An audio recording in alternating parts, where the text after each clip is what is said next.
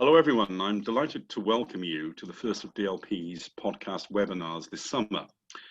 We are looking to cover a range of practical planning themes, in particular dealing with issues that are very much coming to the fore. I am the chair with my colleague Roland Bolton. I'm Simon James, so I would like to welcome you all, as I say. Just to start, a few housekeeping points. We're aiming to complete today's webinar within around an hour, with 40 minutes approximately on the papers and 20 minutes then for questions at the end. So far as questions are concerned, please feel free to raise any that you have to members of the panel using the question and answer function at the bottom of your screens. We will then, as best we can, look to respond to those during the period we've set aside for this. If anybody's connection does fail during the presentation, please rejoin using the same link, and we will also circulate a list of key takeaway points following the webinar. Can I please say sorry for my attire? I am abroad at the moment and I forgot to pack a shirt and tie other than my colleague, so excuse that. Right, today's webinar is concerning planning for older people, in particular housing needs. This is, as many will be aware, an emerging and growing issue, which is reflective of national trends. Simply put, the elderly are a growing group, and at a time when people are living longer, this has significant implications for society as a whole, not least on the provision of housing, care, and health. As a society, our attitudes have also changed over time, and the response to these needs is very much an issue of growing importance. The planning system, I'm sorry to say, has largely failed to respond to this and is having to catch up, and catch up at a very quick pace. If I can make a controversial point perhaps at this stage, I think the COVID crisis that we're all living through and its impacts on the elderly show how important and wide-ranging this issue is and will become, and this will certainly influence how we look at housing and care going forward. As a company, DLP, and if I can shamelessly make an advert here, we have become increasingly involved with issues surrounding elderly care and housing, and have in the last 12 months achieved consent for 2 large-scale CCRCs, one in the Green Belt, reflecting the importance attached to meeting local needs. We're also at the moment engaged with the South Oxfordshire local plan EIP, which is becoming something of a test case, and my colleague Roland Bolton will speak to you further on this, as will the other speakers.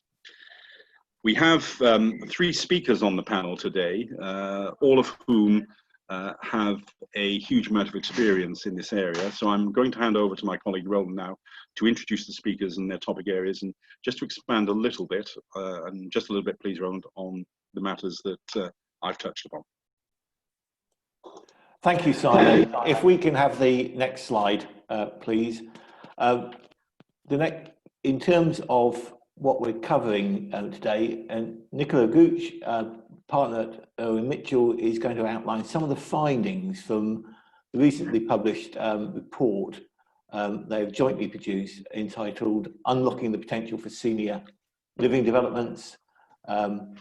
This revisited Owen Mitchell's 2017 planning survey, but actually incorporated some key demographic data, which starts identifying opportunity areas for private and affordable operators to explore.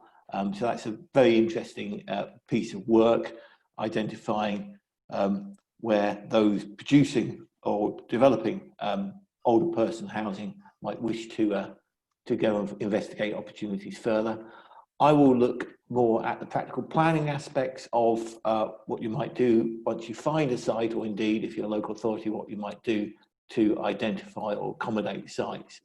I'll look at some of the planning issues and with regard to policy and decision making, and this will include issues around understanding both the assessment of need, potential demand, and also the benefits that arise from those developments, as well as barriers to the provision of development. And then finally, James Colbert Bircher from number 5 will review some recent appeal decisions dealing with the provision of older persons housing, and to some extent the C2, C3 issue, as well as looking at those in the context of moving forward and how we might meet the challenges for provision of older persons in the future. So that's an introduction to my my fellow guest speakers, and if we can have the next slide, and I'll hand over to you, Nicola. Morning, everybody. Afternoon now, in fact. It's lovely to be here, and I hope you don't mind listening to me for the next 15 minutes.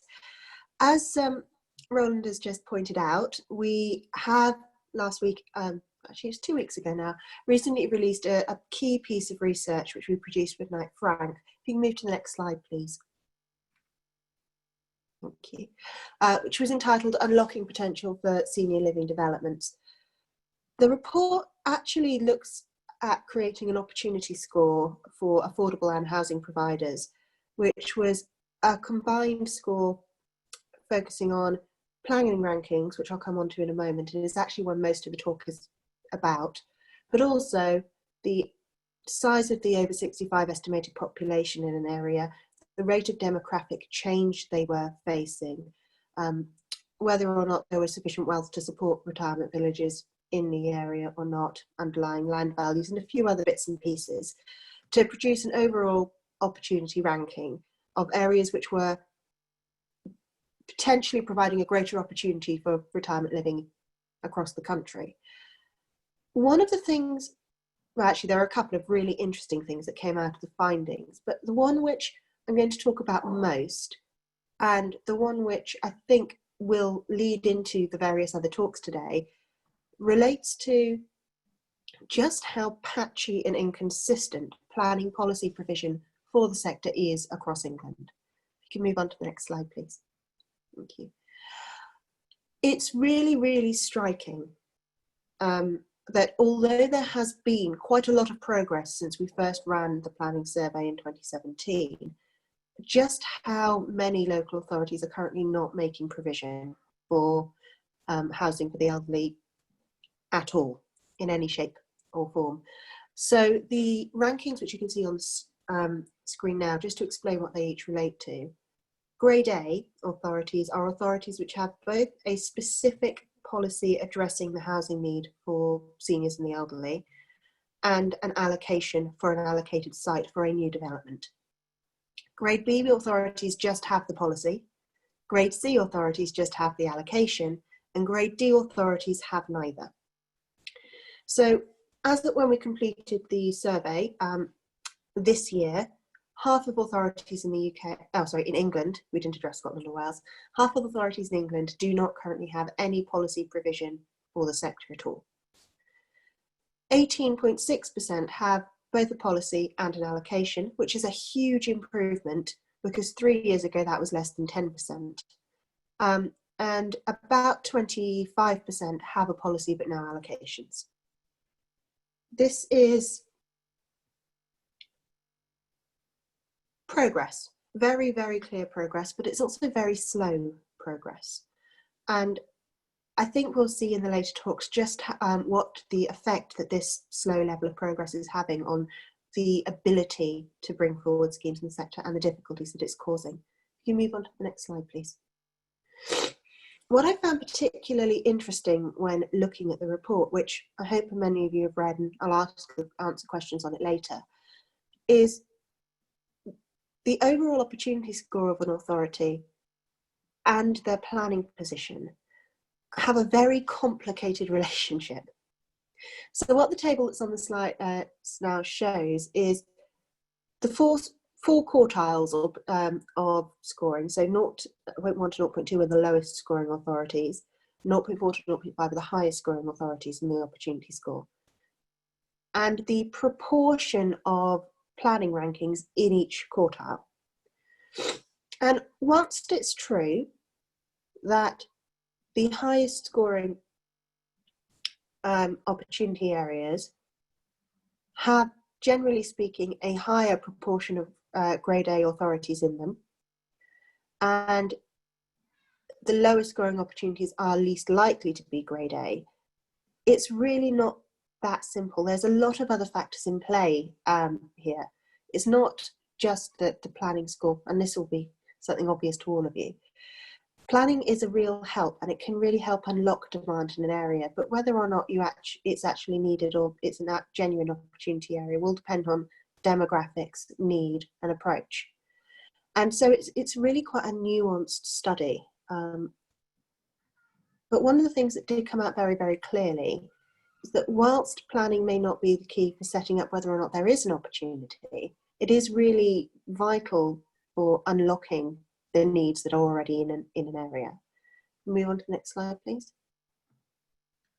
This is the truest in large cities, and it really struck me when I was looking at the report that large cities, and London in particular, and I'll come onto this map in a moment, do tend to underperform given the demographic trends and the size of the populations in those areas. London has a very large proportion of the highest or most rapidly aging local authorities in England are in London. I think it's 8 or 9 out of the 10, but I would have to check, which I can do in a second. They also have property wealth there, and yet and 1 or 2 areas which perform highly on the overall opportunity score, but London as a whole does not perform particularly well. And one of the reasons why may well actually be evidenced in this map. Now, what this map shows are the planning rankings of all of the local authorities in London. So everything in blue is a D authority, the orange are B authorities, and the reds are A authorities, of which there are only 2. So the vast majority, 22 or so out of the 32, well, 32 plus 1, because the City of London isn't technically a borough, boroughs in London have grade D plannings. And this is a trend which is actually repeated in a number of other large cities around the country. Birmingham has the largest population of over 65s in the entire country and is a grade D authority, and that has impacted on its scoring in the opportunity rankings. And I just wanted to take a moment or two to talk about why this might be. And one of the things that occurred to me when I was looking at the rankings and the data is that it seems to be that one of the reasons why large cities and other areas may well underperform and may well not have the planning policies that they need is a lack of prioritisation and a lack of understanding of the sector as a whole and the benefits that it has. A large number of authorities, because of the policy direction pushed by national government, tend to focus on the young, first-time buyers and renters. So they're focusing on new build first-time buyers, increasing the number of small units for those trying to get onto the housing ladder, discount market rent and affordable housing. And by gearing all of their policies in that direction, they set up a policy environment which is not particularly suitable or welcoming to the retirement living sector, which has very different needs. And in not recognising the role that the sector can play and stacking the policy environment against them does not help them meet their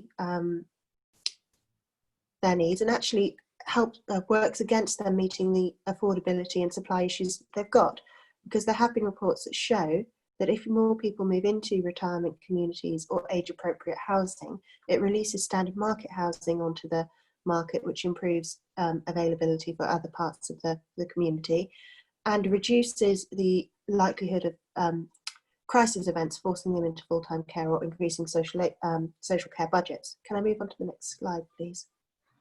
Thank you. So this slide looks at what actually a good policy looks like, because I've already mentioned that having a good policy can really help unlock potential in an area. So what did we find that the grade A authorities had in common?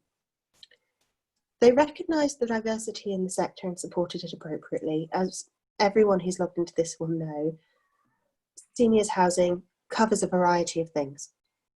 It covers sheltered housing or age appropriate housing where there is no element of care provided as part of the housing package, but everything is specifically designed to be appropriate. It's more of the sheltered housing model. Then you've got retirement communities where care is inherently an integral part of the offer.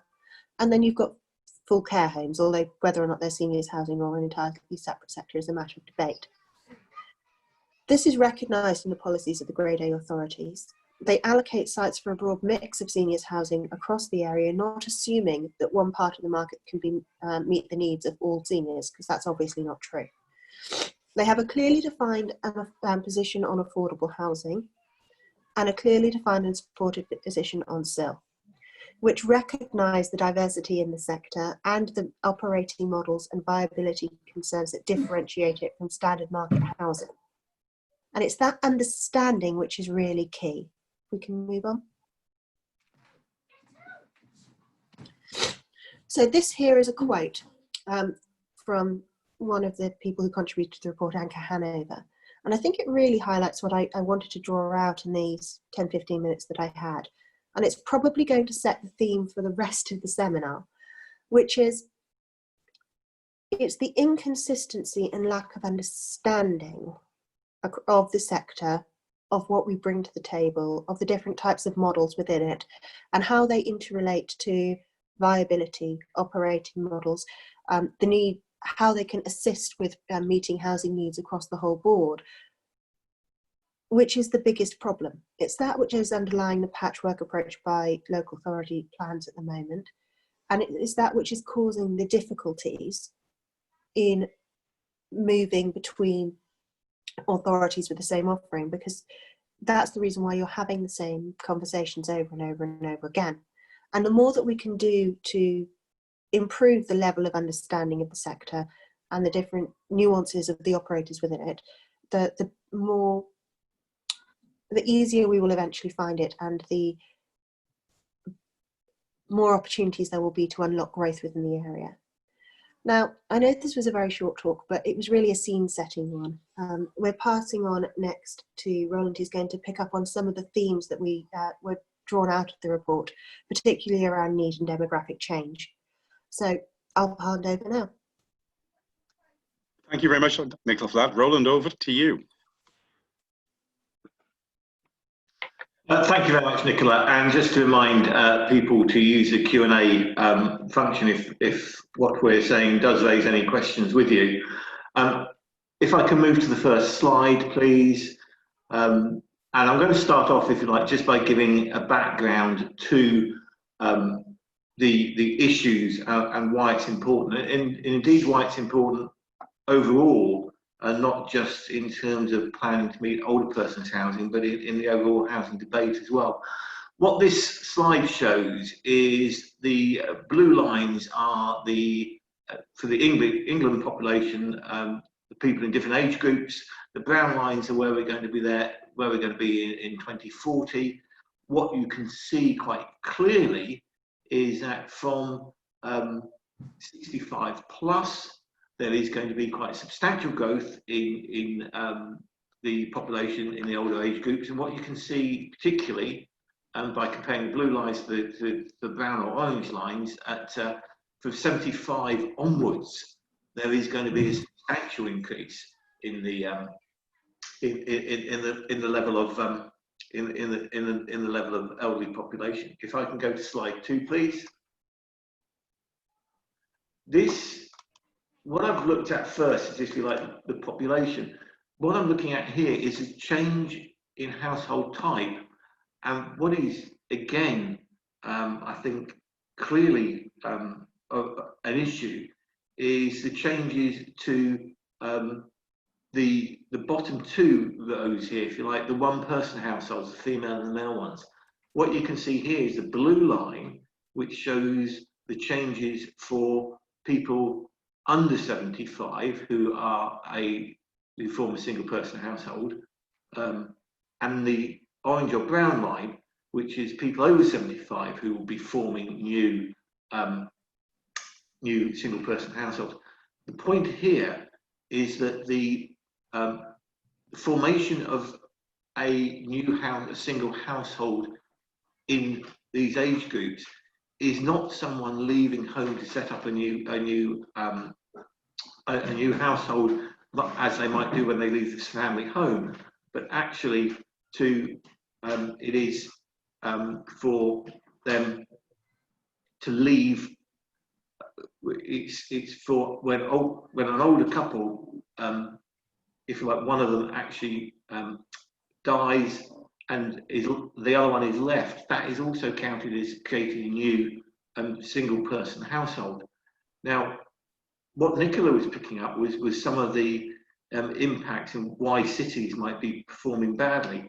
One of the reasons is people see that the growth in single person households to be very much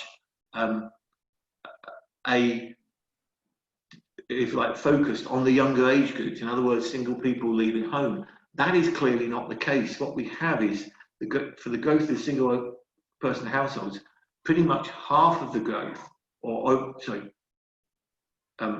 almost twice the amount of growth is from, if you like, older couples with one of them dying and the other one forming a single household. And the point to be made there is they are already in the family home. Normally, they usually keep the same tenure, and therefore they don't need a property as such to move into. They already have one, but what they're potentially doing is occupying or over-occupying a property. Therefore, large cities and urban areas that concentrate on city centre provision for 1 and 2 bedroom flats aren't really dealing with what is actually the larger problem, which is the number of smaller households potentially occupying family houses. Now, clearly that's a choice for most people. And if we move on to the next slide,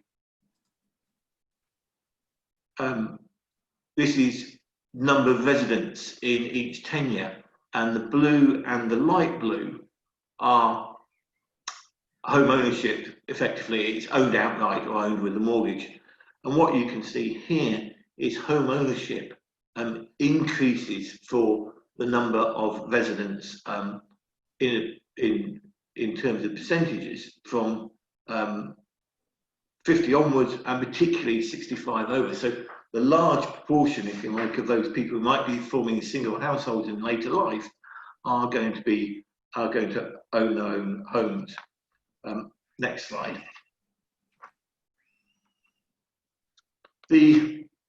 Looking at people who are owning their own homes, what one can see is that about a third of them, or just over a third of them, by the time they're 65 and over, will have a degree of disability, whether that is just a limited disability in terms of day-to-day activities or a severe disability in terms of day-to-day activities.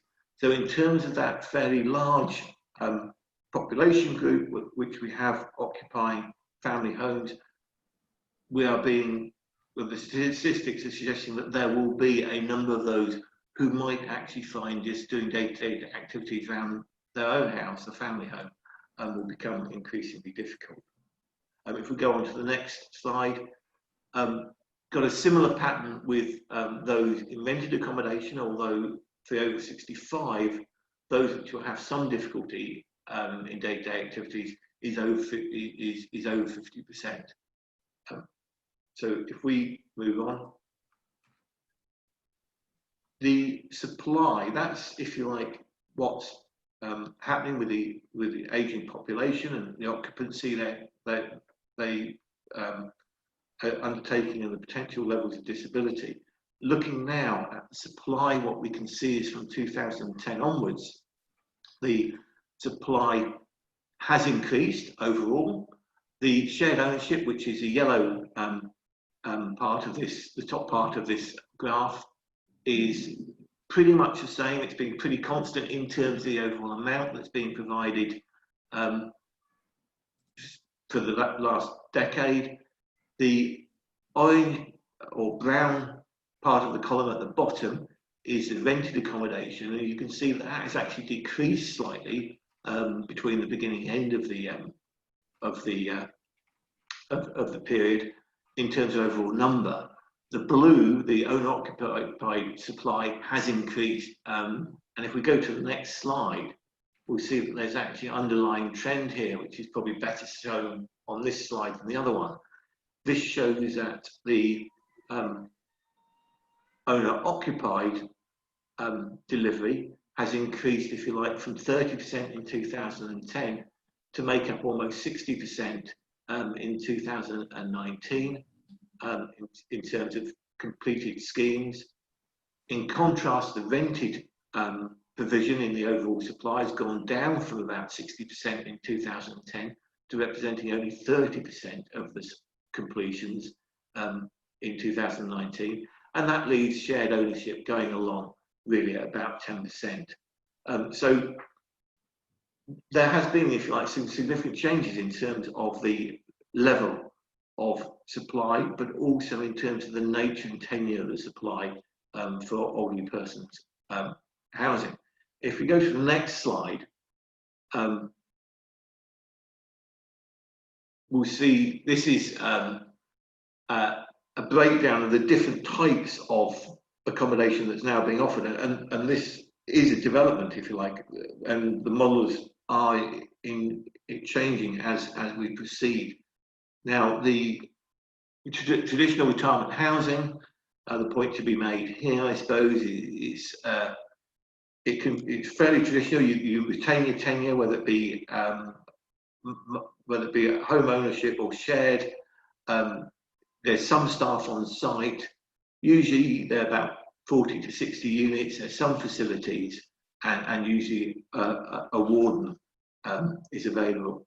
Retirement communities, if you like, is the next stage forward. These tend to be larger, between 60 and 250 units. Again, all self-contained, 24-hour staff on site, and optional care and domestic services available, which can scale up as they are being required. And then the last category is the category just of care homes. Again, these can be either private or rented. Difference is it's communal living, but has 24-hour levels of care and support. So what we've seen, if you like, over the last decade is a change around both the tenure options in those three types, but also the level of provision in those three types. If we move to the next slide, the issues for planning, ARCO, who are the Association of Retirement Community Operators, so they're like the middle of those three we were talking about before. Their recent publication, Planning Clarity and Certainty, picked up some of the points Nicola was talking about earlier. Some of the points in terms of issues of planning, lack of knowledge in the local planning authorities for the different models that are coming through, the clear definition and treatment in the planning system of elderly persons, and a lack of the understanding of need, which is what I'm going to go and talk to later, but also the lack of resources in local planning authorities were identified as shortcomings and reasons for the lack of progress on the provision of housing. Other issues are the viability and planning policy, which we will come back to. And in terms of viability, it's an understanding among local authorities that actually these types of, or these models of housing are different from market housing and usually can't compete in terms of the same residential land values that or can't compete on a level playing field, if you like, with normal market housing. So there's those issues, if you like, to look at. Looking at the understanding of need, if we go on to the next slide. There are three publications often referred to. More Choice, Greater Voice, which is a 2008 publication based on 2001 census. And then there's the Planning Ahead for Specialist Housing for Older People, Housing in Later Life publication, and the Strategic Housing for Older People, referred to as SHOP.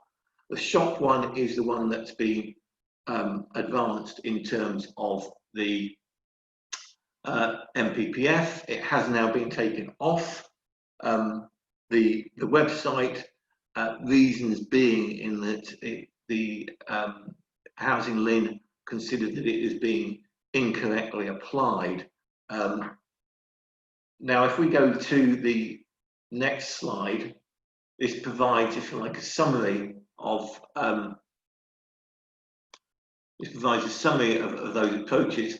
Now, the SHOP, the one that's been withdrawn, if you like, the ratios or prevalence ratios for the future number of units per 1,000 head of population of 75 plus is the same as Housing Later Life, the other publication that hasn't been withdrawn.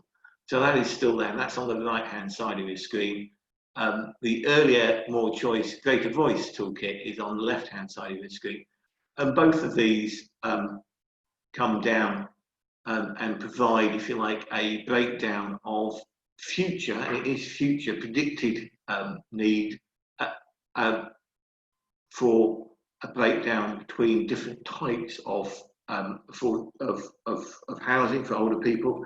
The important thing here is if one goes back and looks at where these come from, the SHOP and Housing Later Life breakdown comes from a consultant's estimate of what might need to be provided in Bury, based, if you like, on 2011 and base data. So they both are effectively quite old and probably need to be used purely as a reference point before one goes on and looks at, if you like, more complex models or more nuanced approaches to looking at need. If we just go on to the next slide, there are many points that make up how the future needs, picking out the important ones, obviously population overall, mobility, wealth is a very important one in terms of, because wealth and care needs, that will influence tenure, but also the supply, what's there at the present time will also influence what might be needed in the future. If we flip forward again, understanding need, the way we would suggest you understand need is you look at the existing prevalence ratios, in other words, what's the existing provision both locally and nationally at the present time, how do they compare, if you like, to the projections of in later life and the Lin prevalence ratios. I would then suggest that you need to go and look at past rates of growth, both at local and national levels. And you need to look at the background behind those, some of the things we were talking about earlier in terms of the population, the wealth, the supply, look at the drivers, if you like, for growth. And then I think you need to look at other indicators, home ownership in the area, the values in the area, because that will affect, if you like, the level of equity release that someone might get, which might be one of the drivers, if you like, to move from a family home to one of the other models.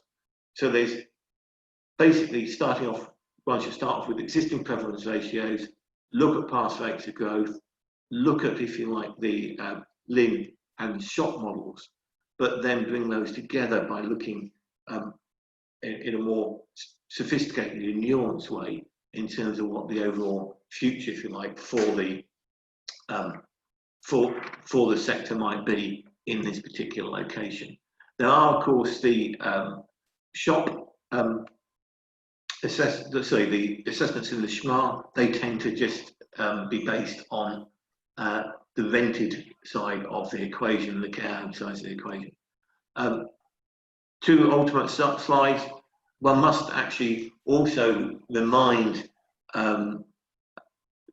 decision makers of the benefits, which aren't just the economic benefits as displayed here, but at the bottom of this list you will see it's not just the jobs during the operational, it's also potential savings to health services by providing a more suitable environment and preventing falls, etc. There is also two other things that aren't mentioned in terms of benefits. That's equity release to family, which can be a positive benefit for the economic environment, but also the release of family houses into the housing market.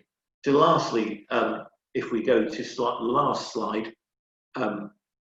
we will see issues, if you like, for development plan and decision maker. The assessment of need needs to be done for a range of different models. It's, housing for older persons is not just a single, it's not just a single solution. The viability of those different models need to be looked at in terms of how specialist housing can compete, if you like, with open market housing. And that takes up the points Nicola was making about, and James will allude to, is about levels of affordable housing, etc. The other thing to be acknowledged is the scale of development. Different models require different scales of development, different sizes of site in order to deliver. And then, if you like, the last thing to talk about is the nature plan policies and or allocations, and can, if you like, plan policies or allocations actually deal with all of the issues above. And if I can hand back to Simon. Thank you. Very illuminating. Can I flag up just one or two questions for a little bit later on before handing on to James? One is on the question of need, and that is the weight the local authorities give to this in either the drafting of their local plans or policies and local plans, or indeed in the decisions they're making on development, because there seems to be no systematic approach to this, no coordination either. I've been certainly in a situation where there has been very great differences between the planning authorities' take on need and the same council's housing authorities' take on need. So that's one point. Also, an understanding of the models of care which Nicola raised, and which I think you and I have faced in elsewhere, that there is a huge lack of understanding. And in response to a question that I just typed back to client of ours, is there is a true ignorance as to the breadth of the types of care and what they each offer as well, and the benefits of each. But anyway, those are matters I'm sure we can come to a little bit later on. But James, if I can hand across to you now. Simon, thank you very much. If we could go to the first main slide, please. Thank you very much. So in discussing the appeal system, I thought it'd be helpful just to give a short situation report in respect of appeals, because anyone considering a CT scheme will inevitably give some thought to what may happen if that scheme were to be refused at first instance and have to go to appeal. And then, of course, subsequent to that, how such an appeal might work, whether that is a hearing or inquiry or written reps, and whether that inquiry or that appeal is virtual, or for some part of it, a live proceedings. So in summary, it's been approximately 20 weeks since restrictions first began to be imposed on planning appeals by the Inspectorate. There was, of course, a long moratorium on events through April and May. Virtual events began in June and July, and PINT is progressing virtual events at the rate of roughly 2 inquiries per week and building that number up through August into the autumn. And the correspondence that I have seen in a separate case indicates that all PIN's events will be remote or virtual until at least the start of October. Now, PINS has issued very limited guidance on virtual events, but speaking personally, I've tracked the position closely through documents such as interim directions from inspectors. A virtual event imposes a particular demand on the format because hearing sessions are shorter and they have to be more focused. And this therefore leads to what I might term Rosewell Mark II. So a strong steer, even stronger steer than in Rosewell, towards front-loading your evidence and a real efficiency in the use of the scarce timing that's available for these issues at the hearing itself. Inspectors are requesting significant inter-party cooperation in advance of the start of the event. And indeed, they're asking parties to go far beyond the main issues to identify, to focus much harder and narrower on what actually remains in dispute. And of course, many of these lessons that we've learned through this process will become ingrained in practice, such that inquiries and hearings will be permanently changed going forward. So this has a particular impact on the common issues that arise in C2 cases, particularly in respect of approach to need and supply. Inspectors are looking for clear-cut positions between both the appellant and the counsel on their positions on such issues, with detailed statements of common ground, and where applicable, agreed tables and schedules. And moreover, I think COVID-19 will give rise to further substantive issues in respect of the kinds of objections that councils can realistically run to C2 schemes. And it will also impact on the nature of third-party objections to such schemes. I'll come on to that in due course. And next slide, please.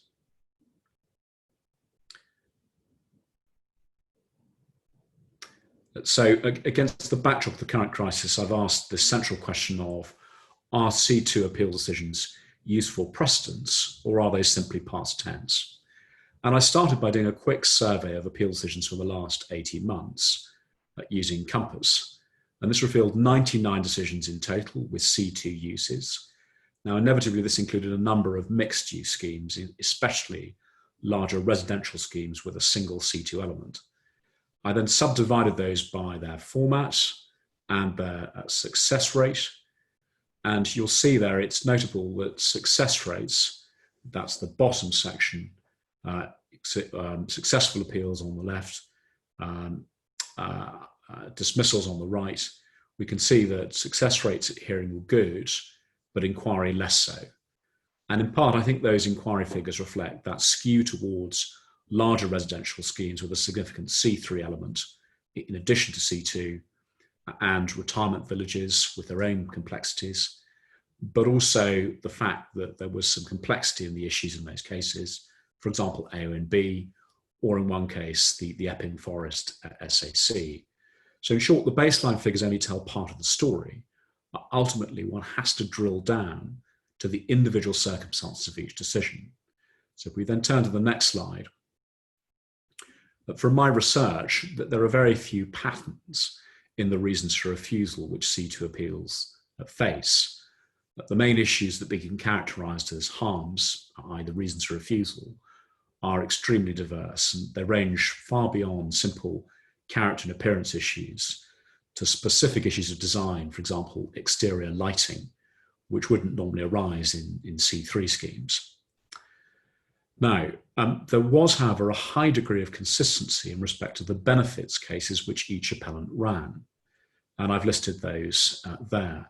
So obviously a focus on specialist C2 need, some discussion where applicable in respect of C2 against C3 and affordable housing contributions, some increasing understanding of the value of C2 provision in freeing up C3 housing elsewhere, and obviously reference to employment and training benefits. So turning on to the next slide. This is the list of the single successful inquiry case and the 9 successful hearing cases. Now, some of these are short and unremarkable, for example, where there's a PDL site and existing permitted development there. But the 4 most helpful decisions on the general approach to C2 need from my research are Southwood, Shiplake, the Crookthorne Littlehampton case, and St John's Wood Road. All of those decisions grapple with the importance of providing for older persons' need.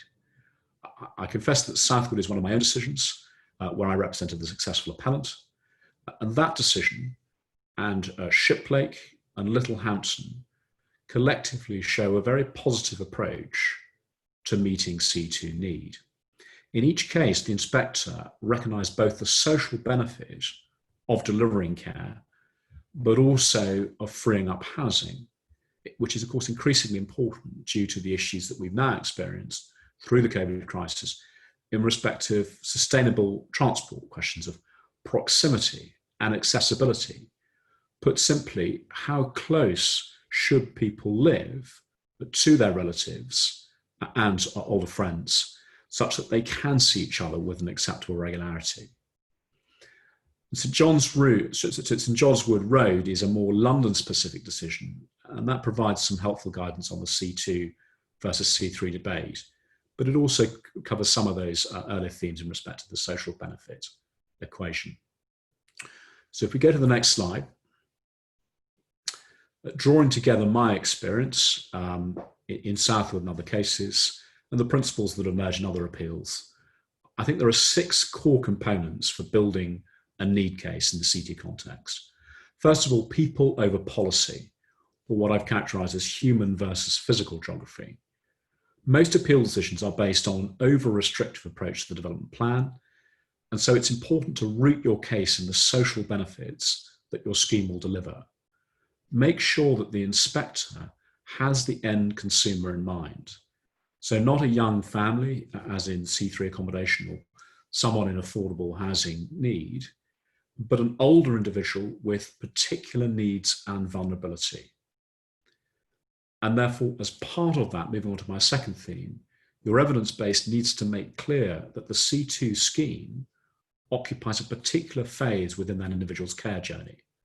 And that was a strong theme in the Southwood, Littlehampton, and the St John's Wood decisions. In Southwood, we actually submitted the draft care assessment forms to give a general impression of the scale of the care needs that individual would face. One then turns to the more development plan-centric questions, tracking the local plan evidence base, because in many cases, authorities are relying upon an outdated development plan, and there will normally be some kind of assessment underway. And that often will reveal that the historic assessment work which underpinned the previous local, or the current local plan document, is very seriously out of date. And moreover, one can refer to the fact of the new PPG in respect of older person's need. But watch out for proposed methodologies which don't correctly follow the toolkit. So the key point is that by looking at where the development plan is going, you're normally going to reveal an expanding need.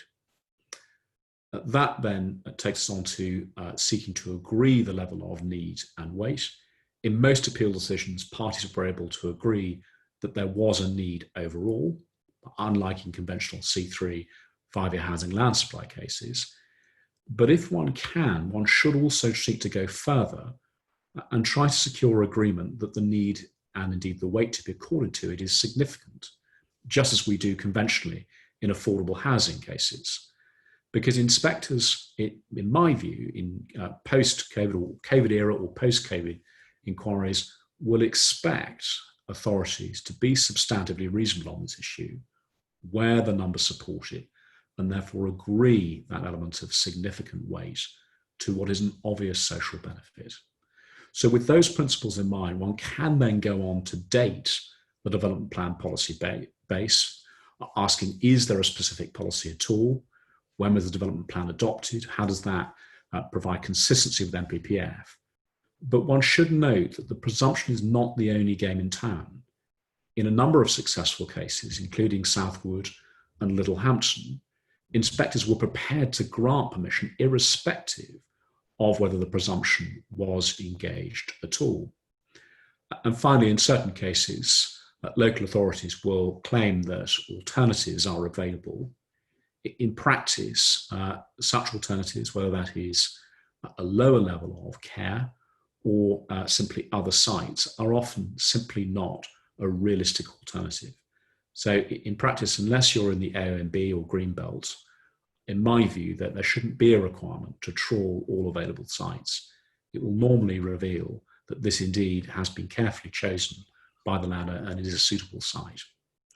So with the next slide, please, thank you. This is the C2 versus C3 debate as illustrated in the St John's Wood decision. Now, there's a comparative lack of good quality recent decisions on the C2 versus C3 debate. In practice, all such decisions depend a great deal on inspector discretion and their instinct. Often, we're seeing an increasing theme of what the impact is in respect of local housing markets.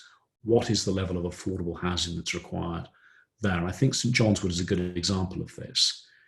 This was a case where the inspector was tasked to consider a particular portion of the housing provided and whether an affordable housing contribution will be required. There was some discussion of the distinction between the London Mayor's SPG and the draft London Plan. I don't have time to go into that now, but effectively the inspector focused on very familiar themes in some considerable detail: age restrictions, components of care, what was the minimum care requirement, and the overall floor space and facilities within the development. And effectively, the inspector was not convinced that the specific component of accommodation was such that it should be accepted from the obligation to provide affordable housing. In particular, that inspector identified that a foreseeable impairment did not mean that there was need now.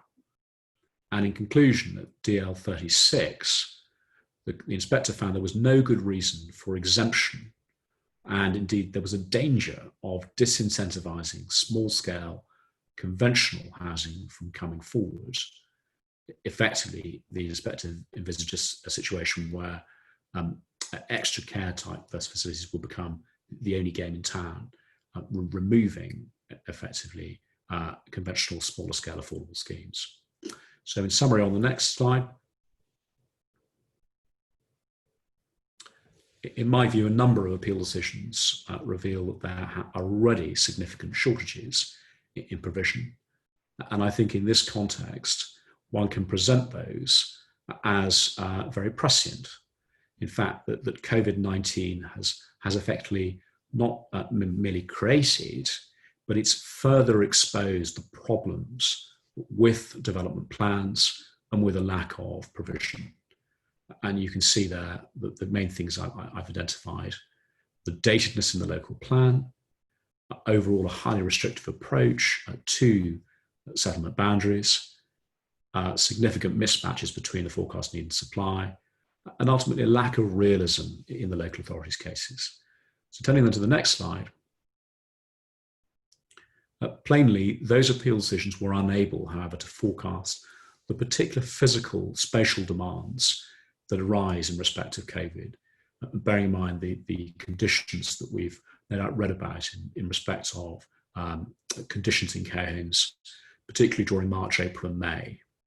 And it seems to me likely that new issues will arise in respect of larger care homes being proposed with different requirements in respect of staffing arrangements, a larger complement of staff, greater spacing between staff and occupiers, increasing focus on the importance of proximity to healthcare facilities, be that GPs or hospitals, also having regard to perhaps visiting restrictions or indeed enabling greater access between visitors and residents through additional spacing, and of course the consequent viability constraints that arise from that. So turning on to the final slide, all of that is going to be layered on new themes that will be emerging in national policy, which relate more to the economic aspects of COVID and the agenda of updating the planning system, which I suspect we're going to see in any further policy paper. So first of all, obviously one can major on the economic benefits that will arise from constructing a care home. Secondly, I suspect there will be significant emphasis on how the need data is actually presented. Thirdly, I think we're going to see a lot more emphasis on what I've referred to earlier on, this question of accessibility and proximity of families to older family members. I think we see in the relaxation in respect of the use classes order also a further sign of things to come. And that then feeds into the final theme of a greater recognition that providing these kind of options, smaller units, or indeed extra care later on, ultimately is very valuable for opening up the housing market and ensuring a flow of residents through conventional see-through housing and beyond. So watch this national policy space, I say. Thank you very much, James. Again, very illuminating and picks up on a number of themes. It's particularly interesting to see how, or will be interesting to see how the COVID crisis will shape people's thoughts going forward. Right, questions. Alex, you're, I think, in the background there looking at questions. Is Alex there?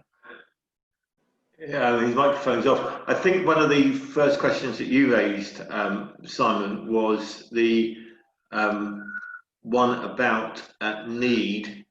And James has been through the appeal decisions, and although the MPPF refers to the shop approach as being the standard position to take, obviously with that being taken off the website, it does leave the calculation of need open. And I think reviewing those different appeals that have been made that have looked at need, none of them, you have not got a definitive answer on how one does it, which is why we've suggested the approach we have. But I think that what one is aiming for is to get an agreement, even if you can't get an agreement on the overall numbers, is to get an agreement that the need is a significant material consideration. James, do you want to come in and comment? Yeah, I think in most such cases, there will be a need revealed. I think that's what's so useful about this kind of evidence base. And most inspectors cut straight through that and say it is there is a need, and I accord significant weight to that. So yes, there are skirmishes to be fought in respect of individual components of that need, but it seems to me in an appeal context where, and of course this must feed into how local authorities decide these issues at first instance, it seems to me that there is a greater understanding of the importance of this, of the social benefits to be accorded to it. And I would expect inspectors to say that it's not acceptable for authorities to underplay the social benefits that arise from this kind of accommodation. Yeah, no, I agree. There's a question that I've just picked up from Ian Warner. Are we focusing too much on matters of use class in appeals and deed applications, and should instead steer the narrative towards the benefits instead? Nicola, James? Well, if I can, me and Ian were on the South Oxfordshire local plan examination, and I think the point made there by the inspector was if the local authority wishes to impose a condition that required affordable housing on certain types of C2 development, then he could do, and that kind of moves the debate on about whether the importance of C2, C3 is a fundamental distinction, or is it just an argument we're having because of the way the policies are written. Going to James's point about the datedness of the policy, if a policy is written in terms of affordable housing, that it's only applicable to affordable housing, then you're likely to have that conflict. If policies are written how Nicola has suggested they should do, that a policy should be flexible enough to take into account the nature of the model that's being proposed, the costs associated with that model, and set affordable housing requirements, indeed other SIL requirements, taking that into account. Then, if you like, the argument about C2, C3 becomes less important in my view. I think the other dimension in that, and certainly from experience that I've had, is that not only is there this developing trend towards looking for affordable housing, but also authorities do take a rather myopic view of what affordable housing should be. As we know, the national guidance is that affordable housing covers now a multiple of different housing types, but certainly one or two councils that I've dealt with recently in relation to retirement housing have just been hooked onto the same old just out of rented housing only. I think the other issue that's been risen is how will COVID-19 impact upon the demographics. Clearly, you know, the deaths per head will have gone up, so there will be an impact on the demographics as one forecasts the future. It is to some extent a one-off event. However, while that might impact on the overall level of demographics, there is actually a wider point to look at, which is when one's undertaking these assessments, whether you use the 2014 projections, which underlie and tie into the standard methodology, so that would be in line with a newly emerging plan, or do you use more up-to-date subnational projections, the 2018 ones, which of course will be different from those produced by the standard method. So yes, there are some questions around there. However, the point about having possibly slightly fewer older people going forward because the impact of COVID has to be balanced against the case of what type of accommodation they might want. Certainly from personal experience, my mother is in a retirement property where she has a kind of buy-in level of care, and they have been very good at effectively making sure that they have all the shopping they need, the food they need, and have been able to self-isolate them, people very, very effectively within their own homes.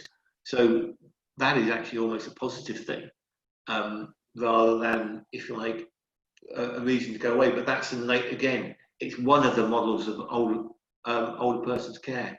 There are others which are more communal, which would have it would. So what I'm saying is the demographics might be affected one way, but it might also affect the demand in another way.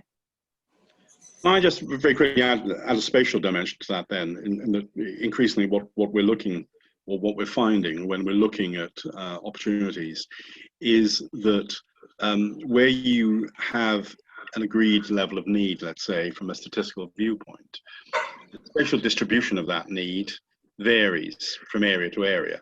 And certainly we're involved with a Greenbelt case in the southeast of England some time ago, where the policy of the council was not resistant to the provision of extra care housing, but that needed to be, in their view, in urban areas where in fact the need was entirely different. It was in the rural areas, in a lot of large villages, where the preponderance of the elderly, and by that people over 60, was enormous in those villages. It was absolutely enormous, and the council officers took the viewpoint that then in that case those people had to move out. Fortunately, and this is probably another dimension to look at, the politics of it was that the members took the whip hand and overruled the officers, and had entirely clear reasons for this, including that the elderly population in those villages supported more of local services than anyone else. And so not only were they looking to provide the facilities for these people within the settlements they had lived in many cases, 40, 50, 60, 70 years, but also reinforcing the support base of those settlements.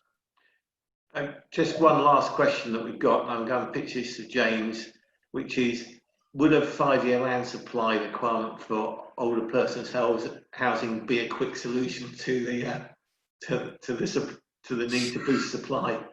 Yes, if government wants to change the policy to make that clear. Obviously, we've seen issues in the case law recently that identify that one can't subdivide housing need in that way.